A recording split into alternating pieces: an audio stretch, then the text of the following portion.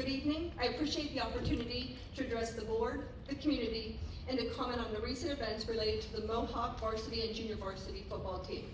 The continued intrusion into our community from the media is ruining the reputation of our district. This is our community and our children, and the outside opinion, and it is just that, an opinion, without knowledge of all the facts, is detrimental to our community.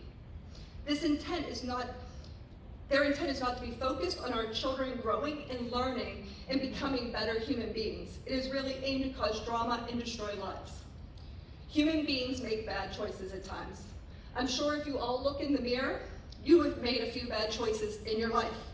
Despite all the supervision, rules, guardrails that society has in place, human beings still make bad decisions at times.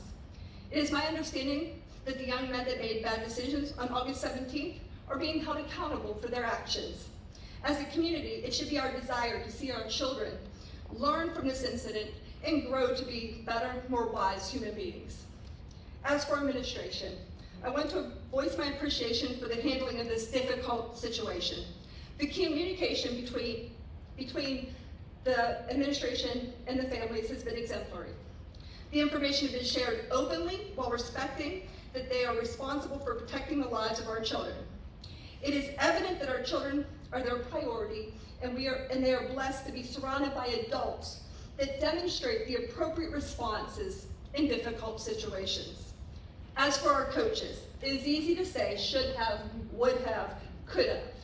100% supervision of young adults is unrealistic. A child can babysit by high school age in the Commonwealth. A child can drive a car at 16 and a half years of age. Yet some think that coaches should have pulled up a cot and slept next to these same young men. And of course, you will always have those that say that they would have an issue with this practice and may consider it kind of creepy for an adult man to sleep next to a teenage child.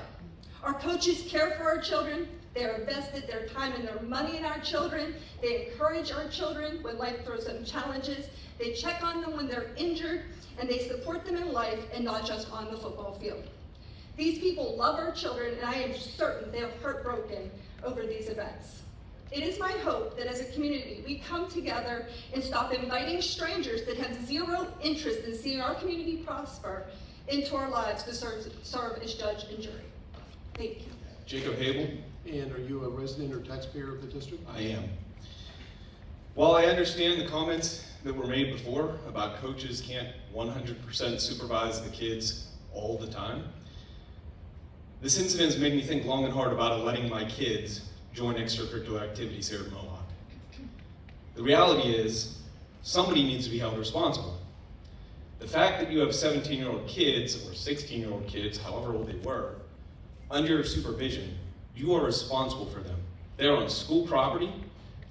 The coaches bear responsibility for ensuring the safety of all children on the football team. I want to know that my kids would be kept safe if I send them to extracurricular activities, that they would not be subject to the embarrassment that these victims are seeing now. You as a school board and the school at large have two responsibilities.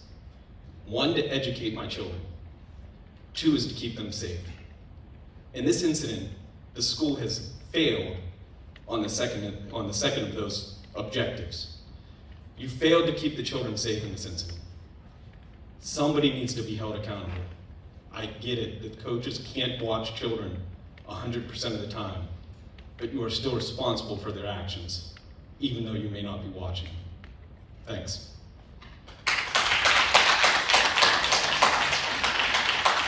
I came here tonight to discuss leadership and accountability. What makes a good leader? Respect and gaining respect. Being open and honest. Trust. Leadership requires delegation, trusting their team will provide positive morale, and mutual respect, something that Mohawk lacks. Per your mission statement, you want to prepare students to be responsible citizens. How is that so? Because from what I have learned over the last month, that seems to be lacking here, responsibility and accountability. It also states in your vision statement, compassion, fairness, respect, trustworthiness, none of which apply yet again. Do you value the victim's mental health? Having the victims take the field with some of the boys who laughed at them and threatened them essentially violated their trust as their elders and their teammates.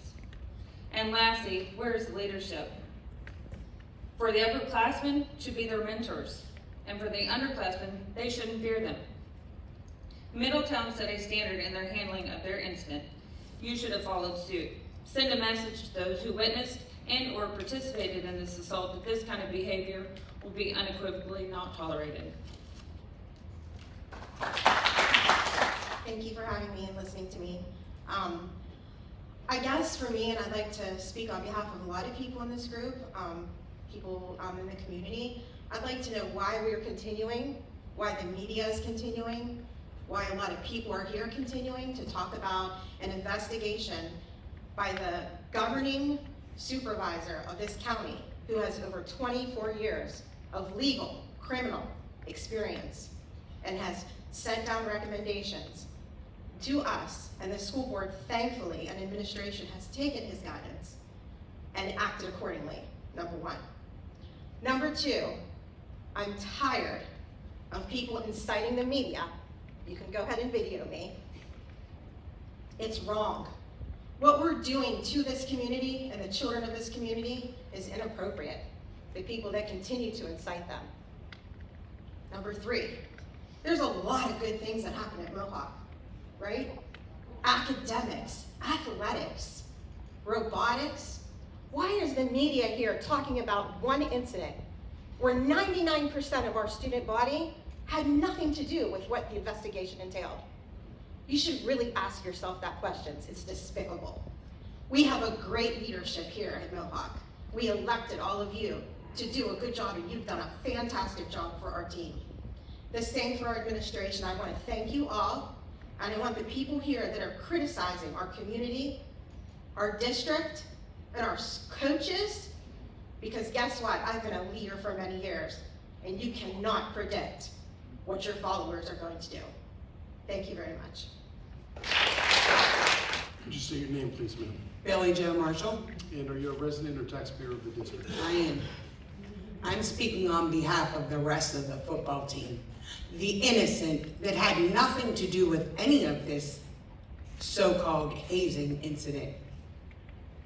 They are being victimized every day by the so-called victims, victims' friends, victims' families. Enough is enough. Let the law handle it and let them do what they need to do. Why does my son, that's a senior, that has worked his butt off, has made the grades, has a 3.57 GPA, and has been a member of this school the whole entire time, why does he have to pay and suffer every day for somebody else's stupidity? Enough is enough. Our kids need to move on. Our football players need not to be victimized anymore. Thank you.